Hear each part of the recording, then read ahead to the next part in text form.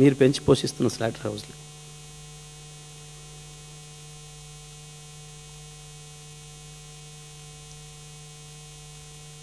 ఇప్పుడు నేను మాట్లాడిన మాటలు, నేను చేసిన ఆరోపణలు, నేను చూపించిన నిజాలు, ఇవి గత 6 నెలలుగా తెలంగాణ ప్రజలు, తెలుగు ప్రజలందరి దృష్టిలో ఉన్నాయి. మొత్తం కూడా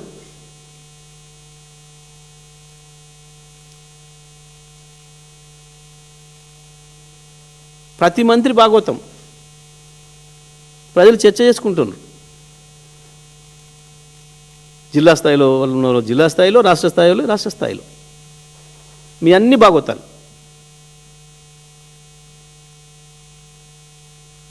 మీరు ఎంత నీచానికి దిగజారుతున్నారో, పరిపాలన వదిలేసి, ప్రజల సంక్షేమం వదిలేసి, రాష్ట్ర అభివృద్ధిని వదిలేసి మీరు చేస్తున్న దుర్మార్గ పనులు ఎటువంటివో ప్రజలు గమనిస్తూనే ఉన్నారు.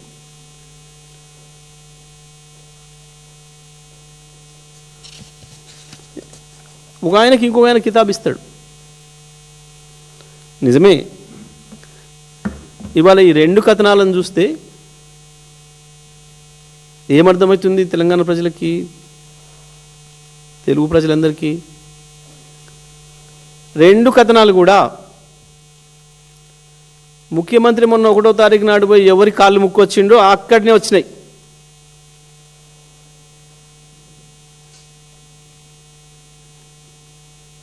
తెలంగాణ ముఖ్యమంత్రి పరువు తీసి, ఆ పదవి యొక్క పరువు తీసి దిగజారి కేవలం నీ దొంగతనాలన్నిటిని దాచిపెడతారు రాయకుండా అని చెప్పి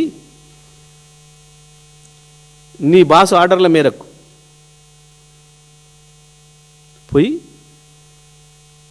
ఎవరి కాళ్ళు మొక్కి ఎవరిని సంతృప్తిపరిచి వచ్చినావో ఆ 2 వచ్చినాయి అని అంటే ఈ మంత్రులు ఎవరో అర్థం చేసుకోవాలి.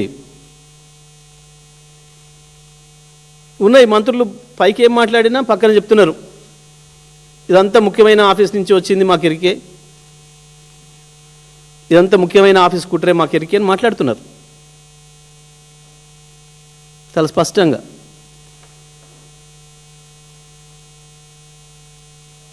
కనబడుతుంది. పాత కాంగ్రెస్ కార్యకర్తలందరూ కూడా మాట్లాడుకుంటున్నారు, వరుసగా మా మంత్రుల మీద ఎందుకు జరుగుతుంది ఇది?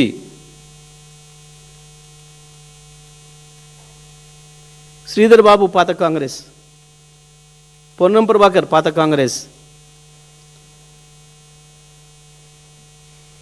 వెంకటరెడ్డి పాత కాంగ్రెస్, బట్టి విక్రమార్క పాత కాంగ్రెస్, వరుసగా పాత కాంగ్రెస్ మంత్రుల మీదనే వస్తున్నాయి. ఎందుకు వస్తున్నాయి? ఏం జరగబోతుంది రేపు భవిష్యత్తు? చాలా స్పష్టంగా కనబడుతుంది.